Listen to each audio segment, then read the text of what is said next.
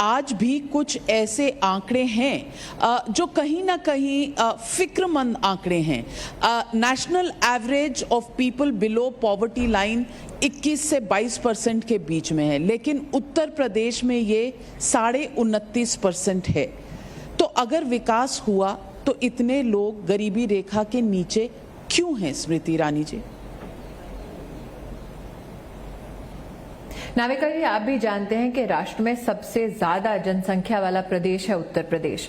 आप इस बात से भी भली भांति अवगत हैं कि उत्तर प्रदेश में, क्योंकि आप स्वयं अमेठी आकर साक्षी रह चुकी हैं हमारी चुनौतियों की, कि ये चुनौतियों वर्षों वर्ष तक कितना परेशान करती रही हमारी जनता को। एक छोटा सा उदाहरण देती हूँ। आज के इस नवनिर्मित मंच पर आप उत्तर प्रदेश के निर्माण के संदर्भ में महिलाओं की भूमिका पर चर्चा करना चाहती हैं। एक महिला की मूलभूत चुनौती क्या थी?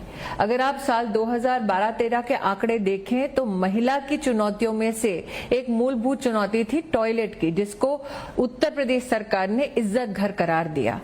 हमारी सरकार में उत्तर प्रदेश में एक तरफ जब राष्ट्रीय स्तर पर हम 10 करोड़ टॉयलेट्स के निर्माण की चर्चा करते हैं, वहीं उत्तर प्रदेश में लगभग 2 करोड़ परिवारों को टॉयलेट बनाकर मुहैया करवाया योगी जी की सरकार ने। अब ये मात्र आंकड़े नहीं हैं, ये जीवन है कई जो बदलाव की दृष्टि से देखे जाने चाहिए। एक महिला जिसने कभी भी किसी पुरुष नेता के पास जाकर ये डिमांड नहीं रखी कि देखिए वोट तो देती हूं, लेकिन मेरा अपना दिन संघर्षों से शुरू होता है, मैं खुद कितनी प्रताड़ना को सहती हूं, ये कभी कोई पॉलिटिकल एजेंडा में नहीं रहा। स्वेच्छा से भारतीय जनता पार्टी के नेतृत्व और सरकार ने इन मूलभूत सुविधाओं से हमारे परिवारों को लेस किया है। मैं ये नहीं कहती कि चुनौतियां थम जाएंगी। चक्र ऐसा है जीवन का कि चुनौतियां आएंगी और उन चुनौतियों का समाधान हम एक समय मर्यादा में पूर्ण श्रद्धा के साथ दे पाएं, यही हमारा संकल्प है। अखिलेश जी का कहना यह भी है कि आपने टॉयलेट तो बना दिए लेकिन उनमें पानी नहीं आता। तो क्या अगर पानी नहीं आता तो महिलाओं का जीवन संघर्ष के बिना चल पाएगा? देखिए, वो टूटी और टॉयलेट में फंसकर अपनी राजनीति करना चाहते हैं, लेकिन मैं तो आपको प्रमाण दे सकती हूँ अपने लोकसभा क्षेत्र का, जहां पर घर धराशायी हो रहे थे, कच्चे मिट्टी के मकान थे, लेकिन टॉयलेट ब्रांड न्यू बना था। और इसकी साक्षी तो स्वयं आपकी चैनल है। आपने स्वयं, मुझे याद है 2019 में एक इंटरव्यू में मेरे साथ इस बात को स्वीकार किया था कि हाँ, अब मोदी सरकार के चलते कम से कम उत्तर प्रदेश में ये हालात नजर आ रहे हैं कि एक तरफ घर मिट्टी के बने हैं, लेकिन सरकार द्वारा भाजपा के जो टॉयलेट्स बनाए गए हैं वो पक्के और फंक्शनल टॉयलेट्स बनाए गए हैं। हम ये भी जानते हैं कि स्वच्छ भारत मिशन एक ऐसा मिशन है जिसमें जनता और सरकार दोनों का समन्वय है, दोनों की भूमिका है। लेकिन मैं आभार व्यक्त करती हूँ अपने नेतृत्व को कि चाहे आरोप प्रत्यारोप की राजनीति विपक्ष की पार्टियों ने कितनी भी की हो, हमारी पार्टी के नेतृत्व का ध्यान जो है वो प्रशासनिक ढांचे के माध्यम से इन मूलभूत सुविधाओं को सुदृढ़ करने पर टिका हुआ है। तो अगर इतना विकास का कार्य हुआ है उत्तर प्रदेश में, तो ध्रुवीकरण पर सब क्यों आमादा हैं? क्यों मुख्यमंत्री योगी आदित्यनाथ जी ने, अगर आप ये मानते हैं नाविका जी, मेरा सवाल ही नहीं पूरा हुआ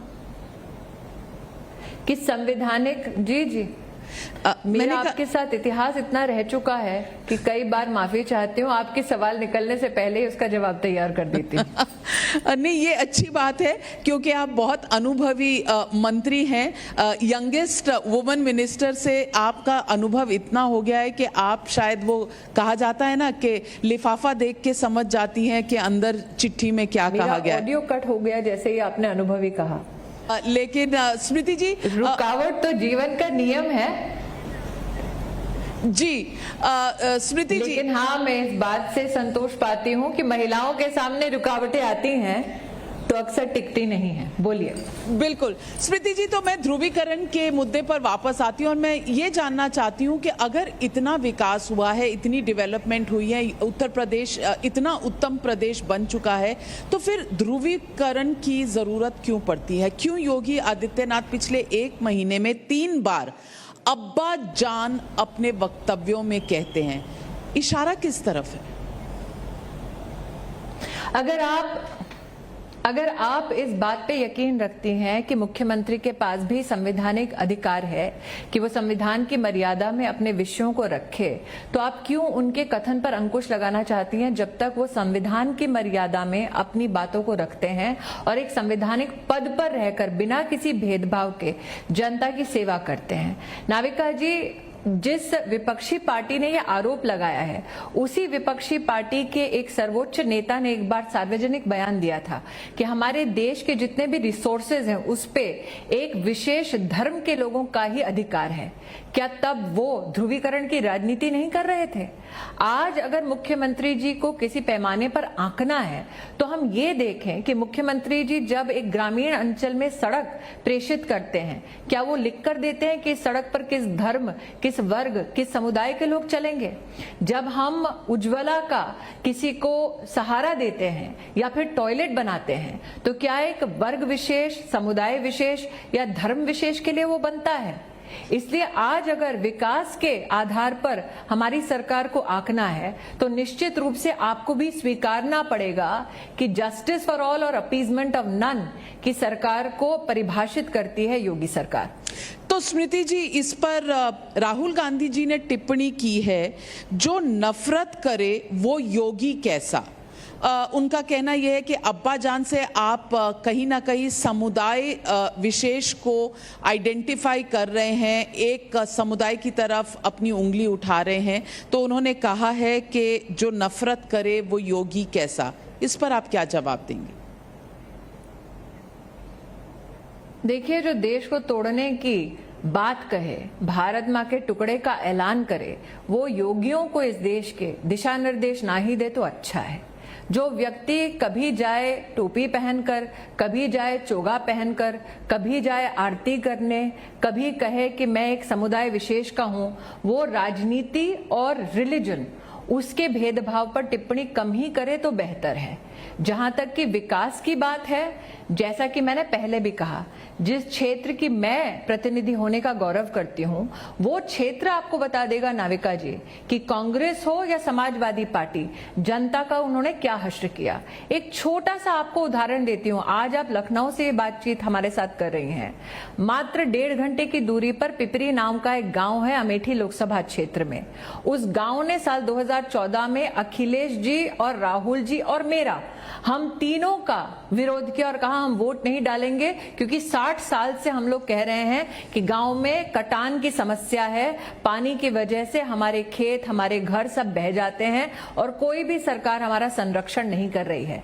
14 से लेकर जब तक योगी जी की सरकार नहीं आई तब तक मैं हाथ पैर जोड़ती रही एक जनप्रतिनिधि के नाते, भले ही मैं नहीं जीती थी अमेठी से, कि कम से कम जनता की इस गुहार को स्वीकार करें और लोकतंत्र में उनकी निष्ठा को दोबारा प्रतिस्थापित करें। लेकिन एक मेरी आवाज और एक मेरे हाथ जोड़ के उस निवेदन को स्वीकार नहीं किया गया।